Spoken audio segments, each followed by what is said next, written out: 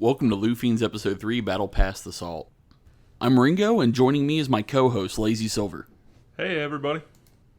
Today we're going to be taking a look at video game monetization and predatory nature of loot boxes, as well as does every game need a battle pass? Yep, let's just jump right in. What's a loot game that does well by you on monetization that you think it does really well? I guess maybe Destiny 2, just because I don't feel like I need anything, right? Like, there's nothing so over the top awesome that I'm like, wow, I really want to buy that. I don't even feel any kind of like fucking desire to buy. Maybe something once a year, like a finisher or something cool will come out, but they rotate everything through the Bright Dust shop eventually. So if you just play the game and you are even a little patient, you can get stuff. My question, though, is that because of you think their monetization's fine, or is that just because they don't make good shit? Probably because they don't make good shit, honestly. There's just not enough that, I mean, if I have an auto rifle and they put a skin in for $10, it's like, okay, it's the same auto rifle, but now it's gray. I don't really give a shit. That's just how I am with it.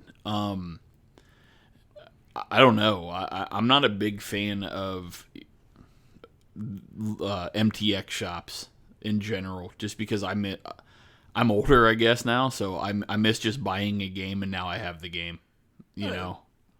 But with how games have evolved, and now, I mean, it's like World of Warcraft in a way. I think World of Warcraft's monetization is really good. You can pay in-game for it or pay out a game for it. You know what I mean? I think they do a really good job at it. But I think MTX stores are fine, personally, just because that's how you fund a game, right? Like, to keep going. Because it's not feasible to do something like PoE does and have a league every 13 months without an MTX shop. Right. 3 months. Sorry, not 13. I would disagree with World of Warcraft's monetization being okay, because I think their monetization is there. It allows them to keep making shitty decisions without having the ramification of people not playing the game because they don't like it anymore. It helps mask that. So when you lose 1 million subs because people just genuinely don't like the direction the game's going anymore, but another 1 million people spend $10 on a race change, $25 on a mount, $15 on a battle pet. They buy WoW tokens for the Brutosaur, for example, or just anything off the auction house. It completely offsets the people that have voted with their wallet and said, no, fuck this. I'm done with this. I don't want to play this. This is bad now. It's all time gated. I can't even play my alts anymore. And that's why I don't like that, because you can make your game survive and thrive with half to a third of the player base that would be required for you to put out a quality content update. I guess I hadn't really thought about it from that angle. That's a really good point on that one. Yeah, I just meant from like the customer standpoint, I guess, is what I was looking at more. Right. I don't mind WoW's monetization nearly as much as I have a real problem with Destiny's Bright Engrams. It's just loot boxes in another form. And I don't.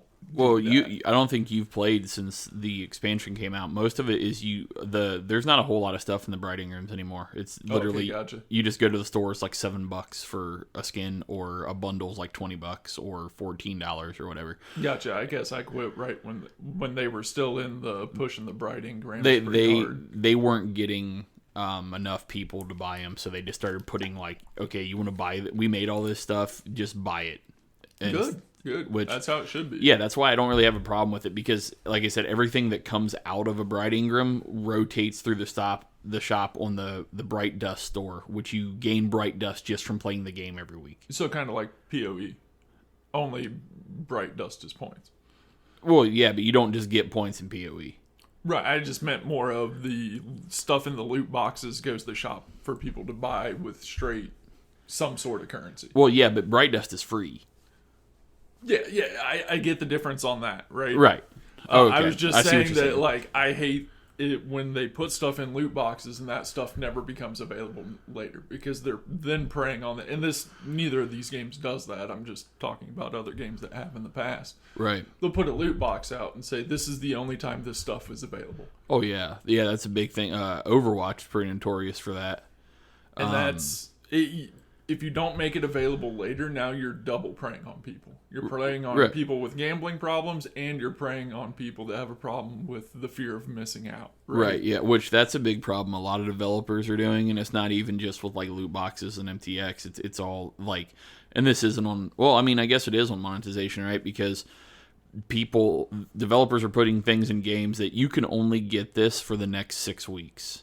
Oh yeah, that's been a big thing ever since WoW started doing it. Right. So it drives up, it spikes your player base numbers, which makes all of your shareholders go, oh wow, we're doing great. Everybody's playing the hell out of this game.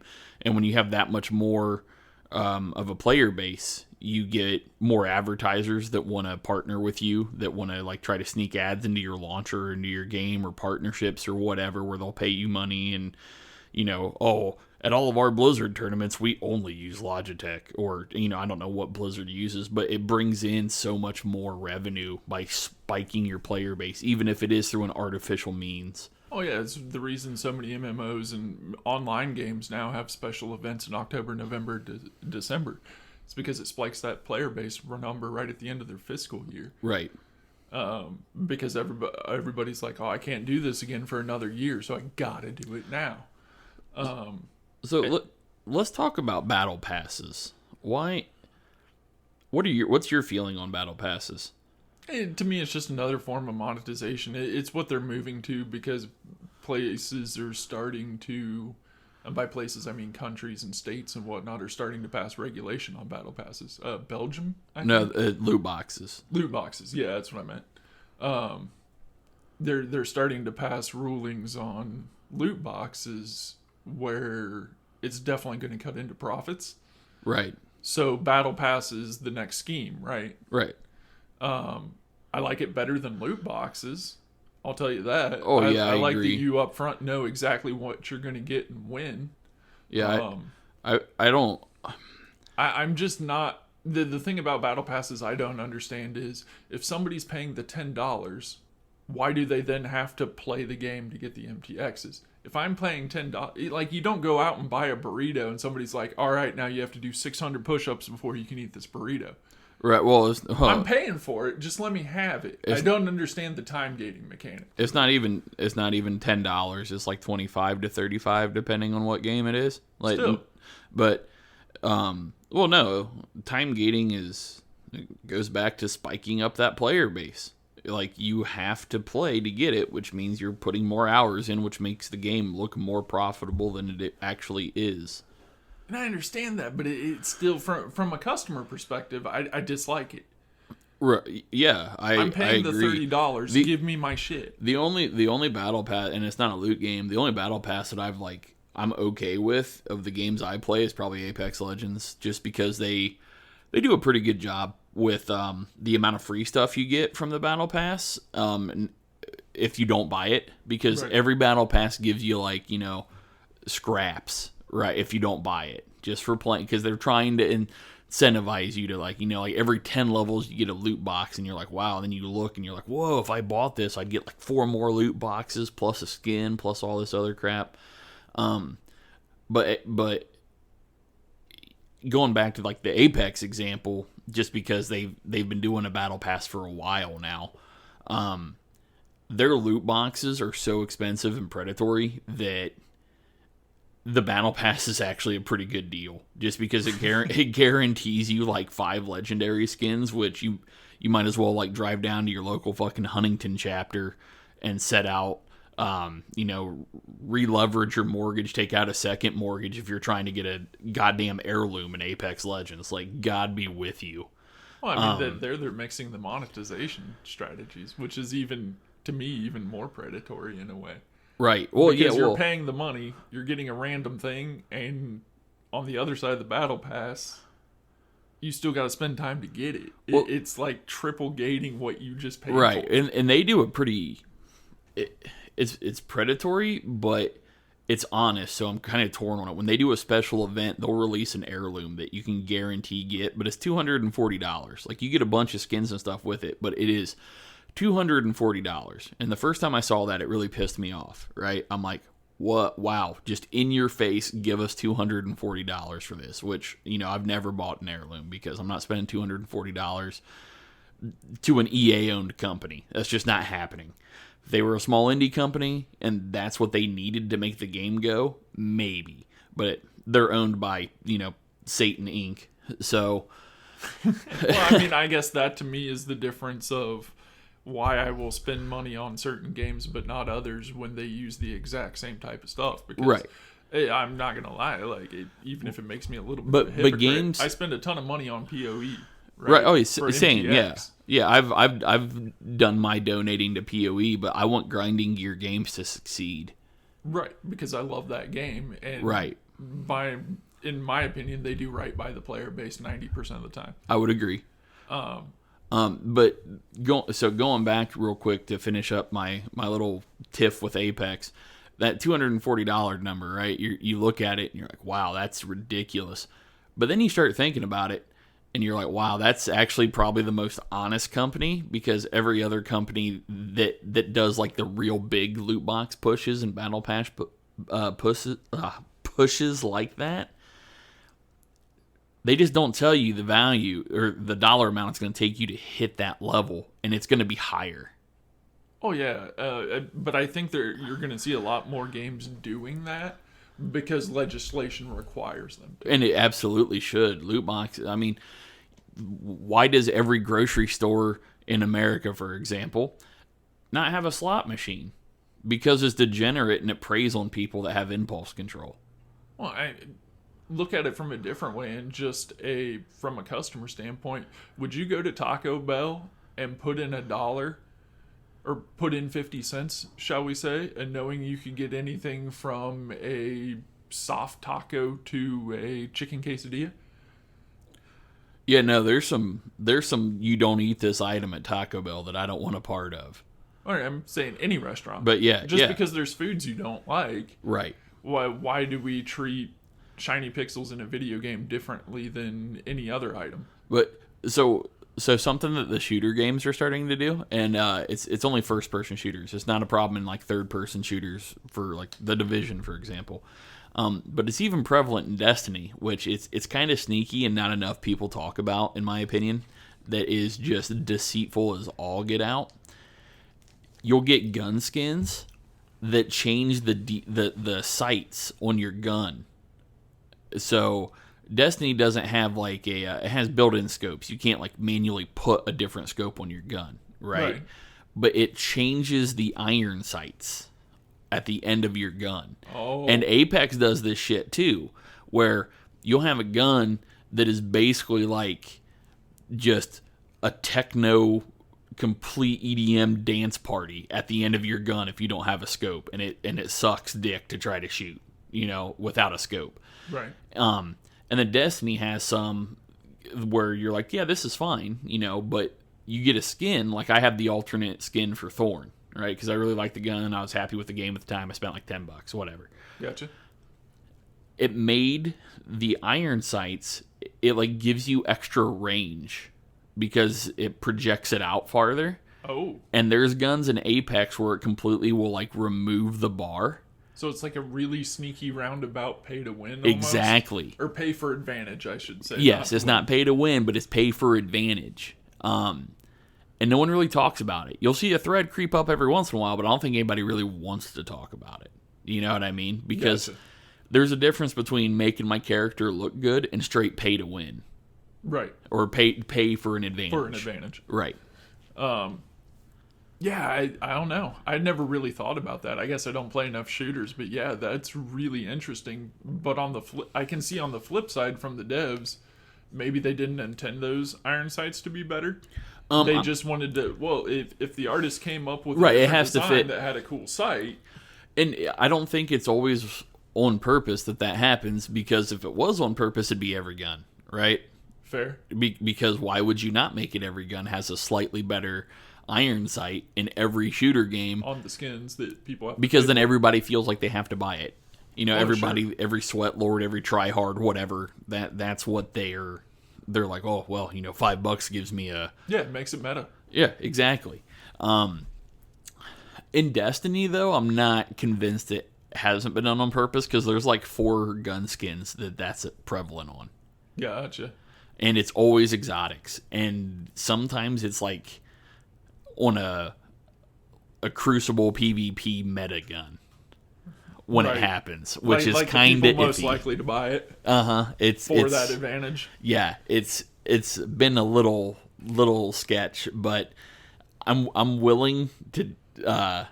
If someone tells me that I'm just a conspiracy theory guy on big video games coming to get me, that's fine.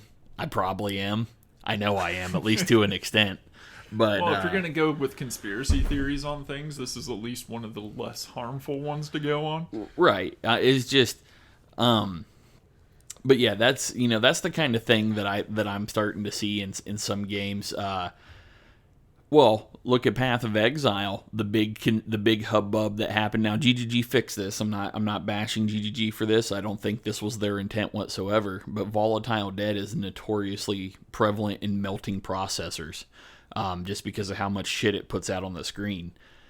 There was like a 60% performance difference from the default skin to the jet black Abyss or Stygian skin. Gotcha. For like a league and a half. I could see that. And it's because, you're rendering jet black to crazy bright orange.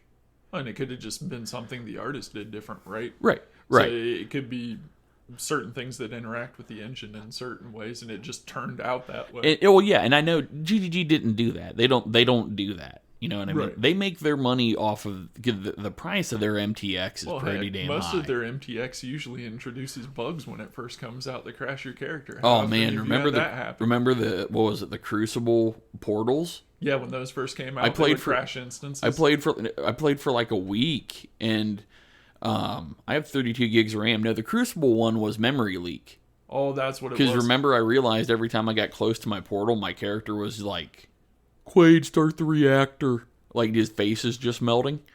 And I'd go into my hideout, and it would be okay if I went to the other end of my hideout. So I had to switch my portals. But, that's definitely not by design, because GG wants you buying portals. Oh, you know what I mean? Oh, yeah. Like, I had another portal. What was it? The Metamorph portal I have problems with all the time. The Metamorph portal is an efficiency loss for me, which is basically pay to lose. But you're right, yeah. Because I can't click on the damn thing 50% of the time. Like, it's like plugging in a USB. I have to flip my mouse over to click on it. Right. Now imagine though if in Path of Exile I believe the Diablo 3 Chinese market does do this, you could pay for like experience boost, or if you bought an MTX, if every MTX you bought came with like a 5% experience boost, or not even experience, just more FPS. Hey, we really worked hard on this MTX to perform a little better than the default animation that comes with the skill gem you're using. But to me, that's kind of a natural byproduct of technology and experience getting better. Well, yeah. The new MTXs are going to work better. So it's kind of... Sometimes. I think maybe that's something they need to focus more on. Sure. But I think that's going to be at least somewhat of a thing with but if POE2 that was the intent, there would be an uproar. Oh yeah, well, a lot of things come down to intent. Exactly. But yeah, I don't know. I'll tell you what game I fucking absolutely hate has a battle pass is Magic the Gathering Arena. It's not a loot based game, and you're literally just playing Magic online, and there's a 100 level battle pass that requires just... It's basically your child at that point, You gotta wake up in the morning, feed your battle pass on Magic, get your, you gotta feed him 15 wins every fucking day, and then burp him. And it just, I don't know, it's kind of ridiculous. A battle pass to me, like, I've never sat down, like, to play a game of Magic, and I've played Magic for, like, off and on the last 20 years. And I've never sat down, like, let's battle.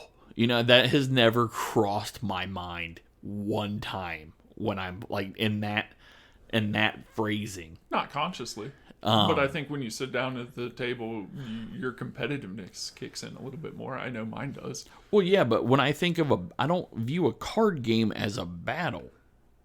A battle involves like a firefight or spells or like you're fighting. You're not. Well, you're supposed to imagine all the creatures attacking each other and stuff, man. No, it's a battle in your mind. No, that's not. No, Magic is text on cardboard. That I want my text to override yours, okay? There's no battling going on there. Now, if there were like cards in Magic where it's like... So Magic doesn't thematically fit Battlepass for you. Right, I think that's what ticks me off about it, you know? Oh, mine is I'd rather just buy packs. I mean, packs are loot boxes anyway, which is still kind of shitty in my opinion. Now, if there was like an enchantment that every time I counterspelled my opponent, I got to punch him in the face, Battlepass approved. You know, at that point, that's a battle now. We're fisticuffsing. Right. But just sitting there and, like, playing a 1/1 elf, like, yeah, we're battling. Look at this. This thing. It's like if Legolas never left the house. if Legolas just listened to My Chemical Romance on repeat and never left his room, that's what this 1/1 elf. That's this elf, and he's ready for battle. Like... I don't know, that 1/1 elf gets way better when he generates mana. Well, yeah, that's crying. You know, Black Parade just came on. Oh. He's feeling it. He's crying out the green mana. Right.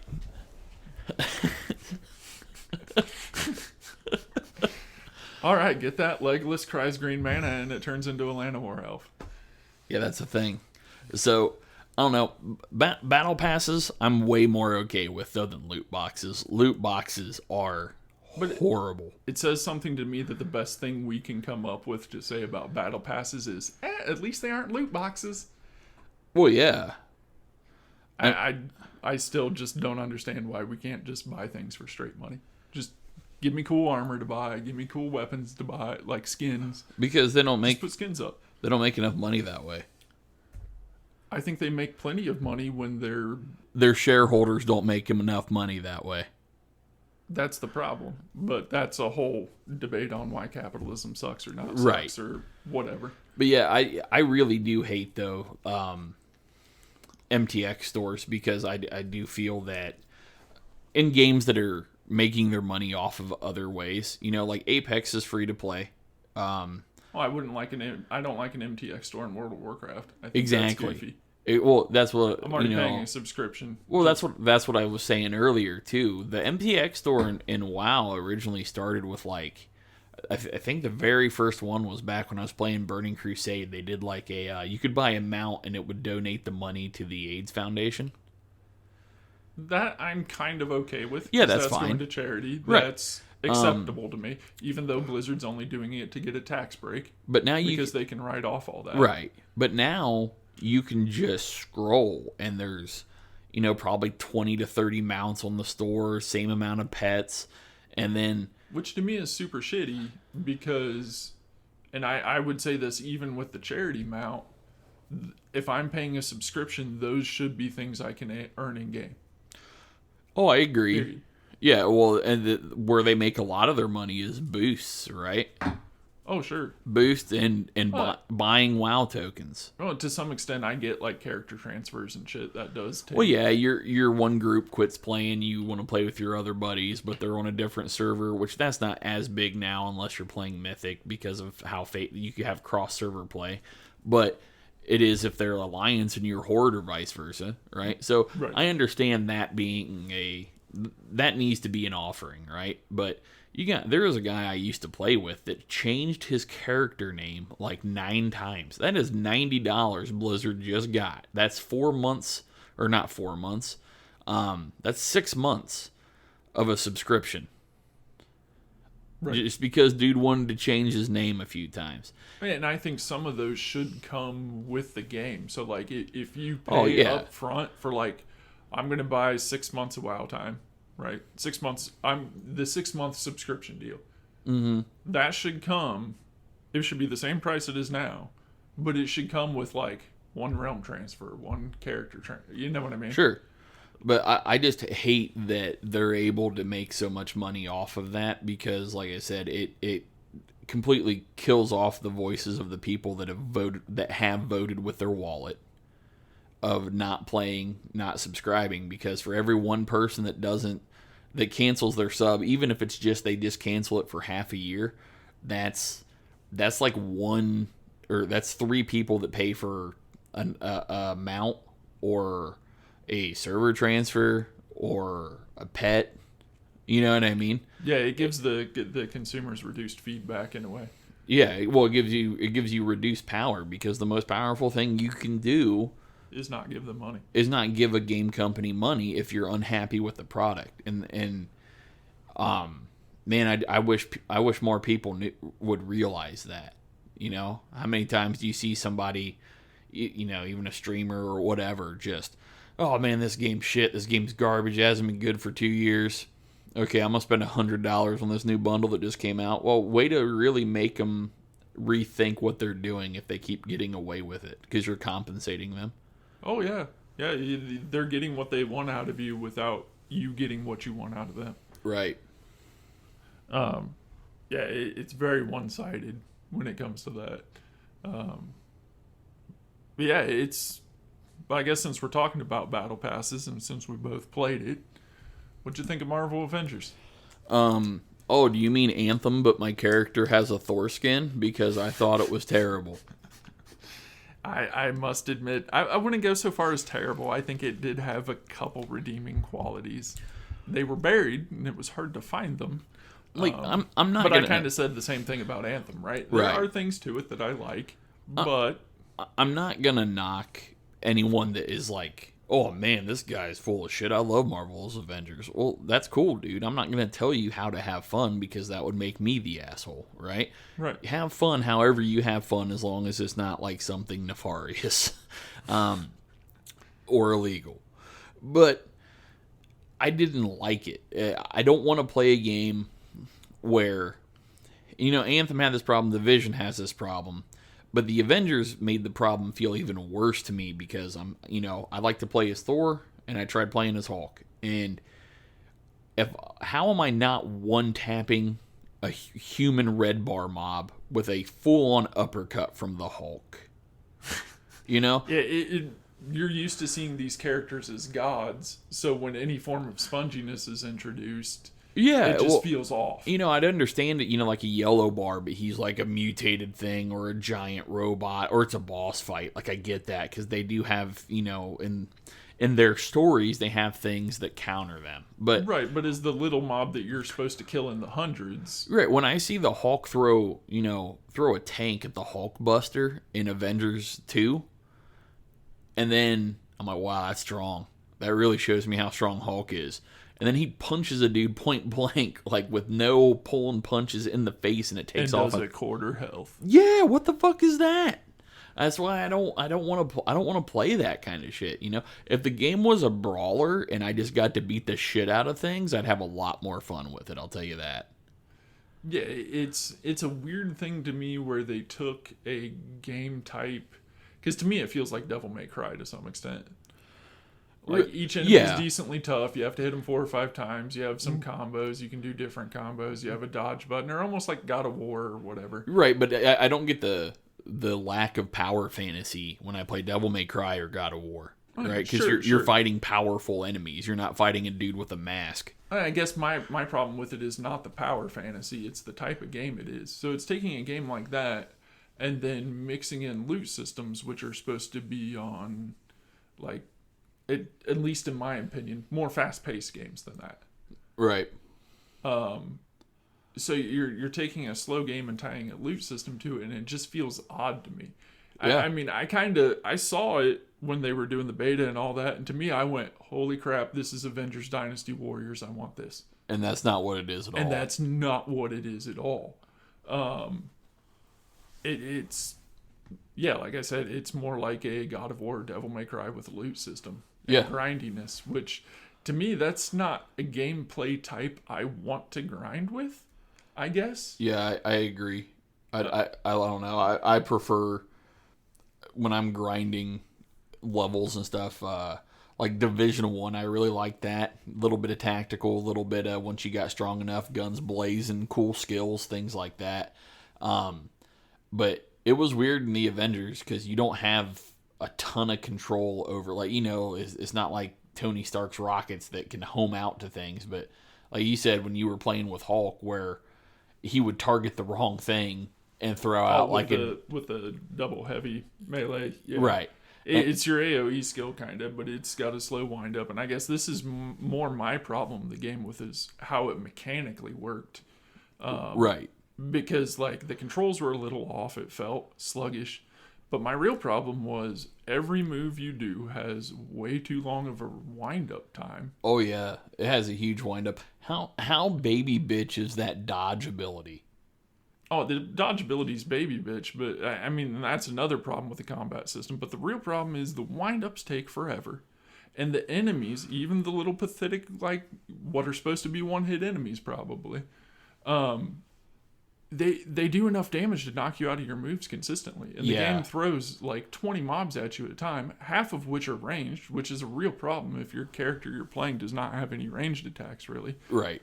Or their ranged attacks are retardedly slow, like Hulk's, where you just get overwhelmed and then you can't do nothing because you're constantly getting staggered. And your light attacks do nothing, even though those are the only ones you can get off. You still have to hit something 5 times to kill it. Right. And you just get... It's not fun to me. Like, a major strategy people were using, at least I read online, was they were just sitting back and chucking rocks with the Hulk. Which, yeah, that's what I want to do is the Hulk. Yeah, I mean, it's...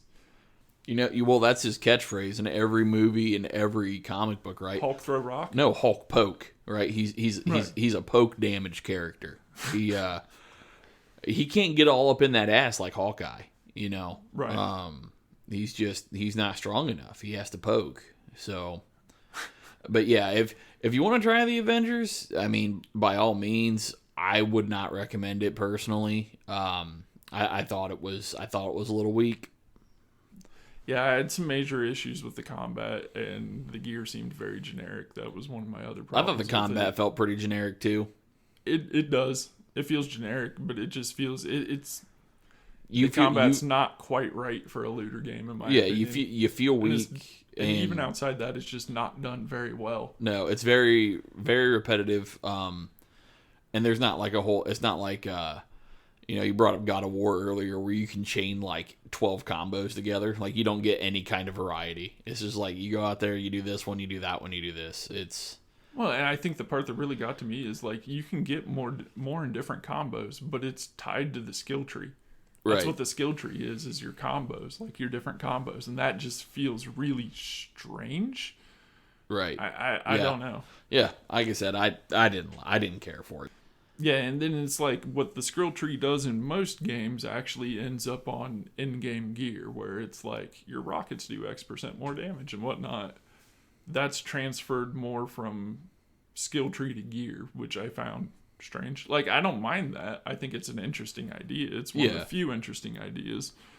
And that's really mean to say. It's one of the few interesting ideas in Avengers. I mean... Yeah, having the skill tree just be your moves, when to me you should have all those moves at the beginning to make the combat feel interesting. You should you should at least have a base, and then you can like level them up with an extra punch or finish or something. Well, I would have liked to see the skill tree be more like if you want to specialize in Hulk's heavy hits, right, heavy hits do more damage. Yeah, that makes sense. Yeah, they kind of, I don't know. I find it kind of interesting and kind of off-putting at the same time, and maybe that's just because it's so different. But yeah, it's kind of an interesting setup to some extent. But outside of that, loot feels very generic.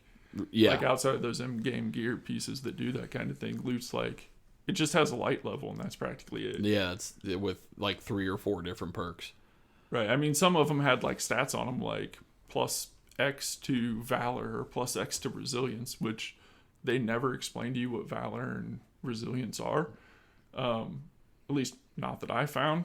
So, like, I decked my character out in all Resilience gear thinking it was going to be, like, defensive. But right. I still took the exact same amount of damage from everything. So, it didn't seem to do anything. Right. I don't know. But, yeah.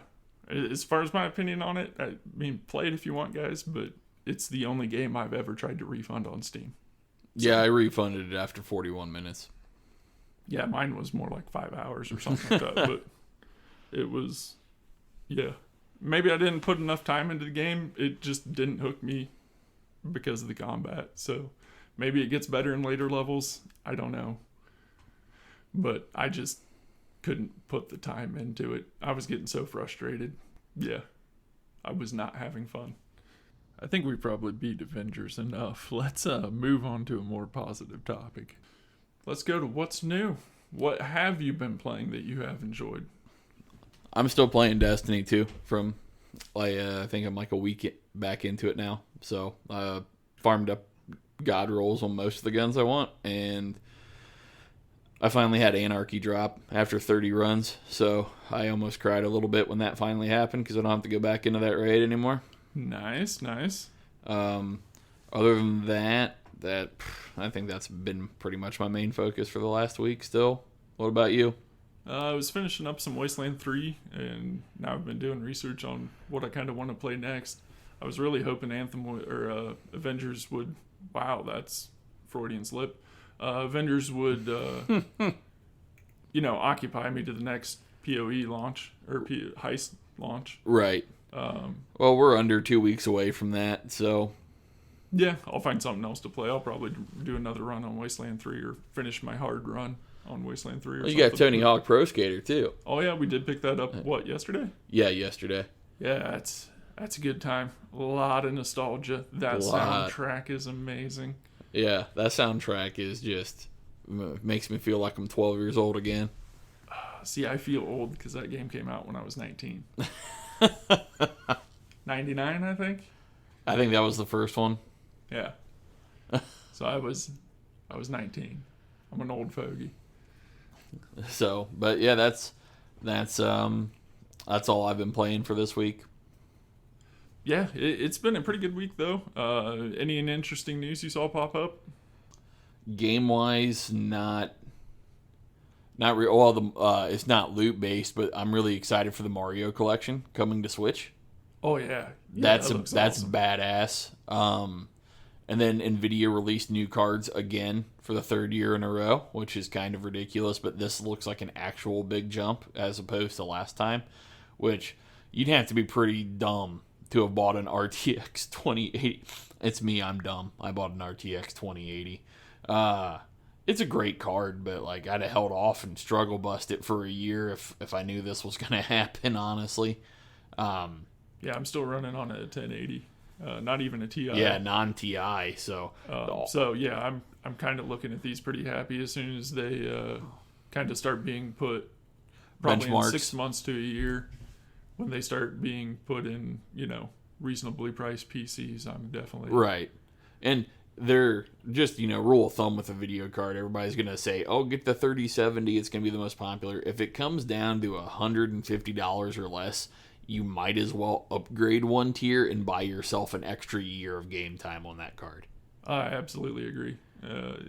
That's why I bought a 1080. That's why I had 980 before that. Well, that's what you get with it when Nvidia has like a real big breakthrough, like they are right now with their cards. Allegedly, I mean, you don't know. They may have fibbed a little bit. Won't know till the cards hit. But everything I've seen looks amazing. You might as well spend whatever you can afford to get the best you can afford because it's just going to last you that much longer. Oh, yeah. To me, it seems to be an especially big jump between the 70s and 80s. Just because it does buy you another year for like an extra $100. Right. Which when you're spending $500 on a card, like this time I skipped generations, right? Like I never bought a 20 series. Stuck with the 10 series. And which I could only do because I had a 1080. Yeah, my 1070 was starting to crap out since I moved up to 1440p for everything on dual monitors. It didn't like that so hot. But yeah, my 1080 it's getting old. But yeah, those cards look pretty cool. But I think that's pretty much the big gaming news I've seen for the week. So Ringo, what do we have in store for next episode? Heist, and maybe we talk on the new tower mode of the Division. Cool deal. Well, with that, we'll wrap it up and we'll see you next episode. Have a good week, everybody. Yep, see you guys next time.